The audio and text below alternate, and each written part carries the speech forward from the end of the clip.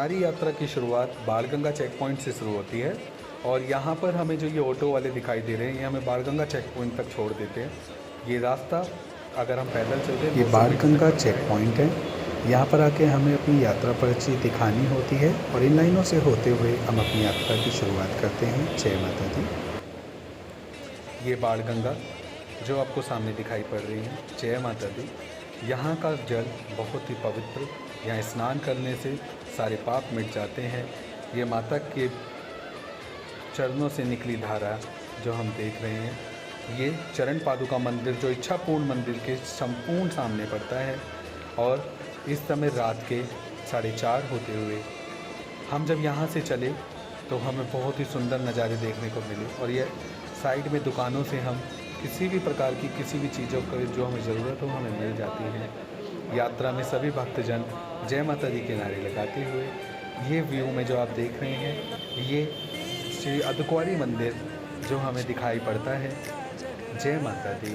आगे की यात्रा करते हुए हम लोगों ने बहुत ही आनंदपूर्ण सभी के साथ विश्वासपूर्ण अपने चरण पर आगे बढ़ाए और खुशी खुशी जब हम आगे बढ़े तो हमें इस बात का आनंद प्रतीत हुआ कि बच्चों से लेके बड़े बूढ़े सभी थक जरूर जाते हैं, पर माता की एक श्रद्धा, माता के एक भाव, माता का एक उच्चारण करने से सारी थकान मिट जाती है। रात के समय चलते समय हमें किसी भी प्रकार की कोई भी परेशानी का सामना नहीं करना पड़ा और हम बहुत ही श्रद्धा से आगे बढ़ते रहे। सभी भक्तजन जयकारा लगाते हुए ये अर्धकुंवारी का मंदिर यहाँ से 200 मीटर दूर पड़ता है। और जब हम यहाँ से आगे बढ़े तो हमें इस बात का एहसास हुआ कि हम भी रात के समय जब हम चले तो हमारे जैसे कई भक्तजन रात के समय अपनी यात्रा शुरू कर रहे थे और इस यात्रा में हमें बहुत ही आनंद प्रतीत हुआ। ये जो आप दृश्य देख रहे हैं ये अर्धकुंवारी से लिया गया है और ये नीचे के लोग जहाँ पर दुकानें ये सब जो हमने आपको दिखाई थी ये सब दिखाई पड़ता है।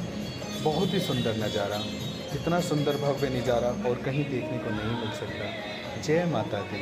इस भव्य नज़ारे को देखकर एक बार कमेंट में ज़रूर जय माता दी लिखें। हमें यहाँ पर नवरात्रों के समय क्योंकि काफ़ी परेशानी हुई रहने में, हमें स्टे करने के लिए कुछ नहीं मिला तो बाकी लोग हमारी तरह ज़मीन पर ही सोए। और ज़मीन पर सोने का कोई मेन मतलब ये नहीं था कि कमरे महंगे थे या ऐसा कुछ, बस उस समय भीड़ बहुत ज़्यादा थी, भक्त बहुत ज़्यादा थे। जैसा आप देख पा रहे हो सारे होटल सारे व्यस्त थे। सारे भक्तजन अर्धकुंवारी की पौड़ियों पर साइड में थोड़ी सी जगह मिलने पर रोड के किनारे अपना आसन ग्रहण कर विश्राम करते हुए दिखाई दिए और वो भी माता के आशीर्वाद से बहुत ही अच्छा रहा। किसी प्रकार की कोई भी परेशानियां नहीं हुई। हम यहाँ पर विचार कर रहे थे कि क्या हमें आगे बढ़ना चाहिए या हमें यहाँ विश्राम करना चाहिए, बट लेकिन हमने यहाँ पर विश्राम करने के अलावा ये भी सोचा कि क्या यहाँ पर जो कंबल की सुविधाएं हैं उसका क्या खर्चा है। तो हमने जब पूछा हमें पता लगा 100 रुपये का एक कंबल है और सिक्योरिटी के रूप में आपको वो देने होते हैं और बाद में वो पैसे आपको मिल जाते हैं। ये जो सामने आप रूम देख रहे थे ये वही कंबल का रूम है और ये सारे भक्तजन यहीं से कंबल लेकर यहाँ पर विश्राम कर रहे हैं। ये जो द्वार आप देख रहे हैं ये श्री अर्धकुंवारी जी का द्वार है जहाँ हमें माता के चरण के दृश्य देखने को मिलते हैं।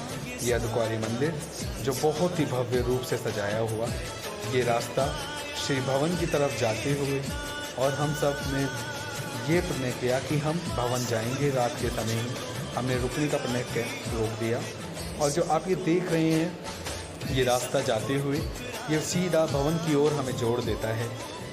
लोग इतने ज़्यादा थे कि रास्ते के बीच में ही लोगों ने विश्राम करना शुरू कर दिया था।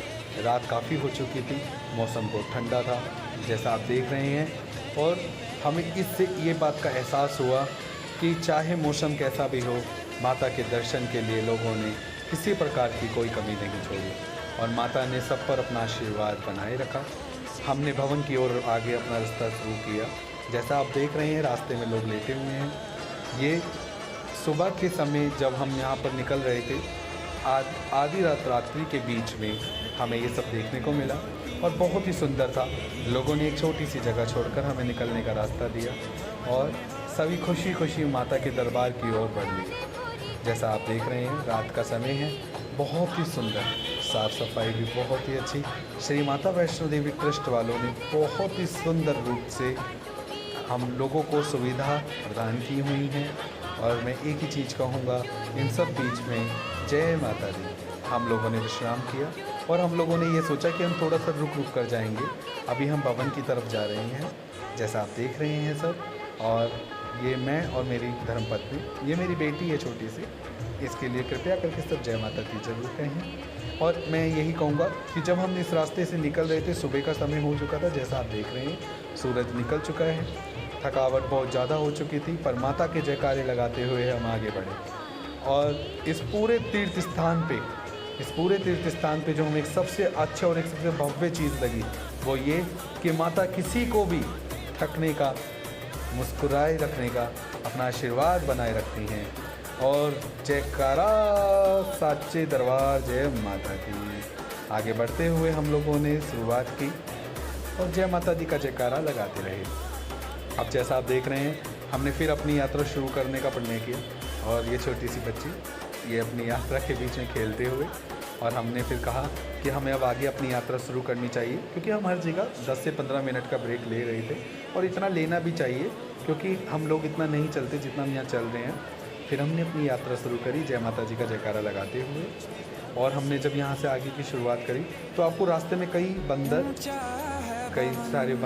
सारे जानवर दिखाई देने को मिलेंगे, जैसे हमें दिखाई दिया, हमें हिरन तक दिखाई दिया। और इस यात्रा में सबसे अच्छी बात यह कि आपकी सेफ्टी का संपूर्ण ध्यान दिया गया है। ये बहुत ही सुंदर दृश्य माता रानी के आशीर्वाद से हमें देखने को मिला। बीच पहाड़ियों में हमें बहुत ही सुंदर, ये जो आपने देखा, ये भवन के लिए जाता हुआ रास्ता, नवरात्रों का टाइम था, दूसरा नवरात्रा चल रहा था।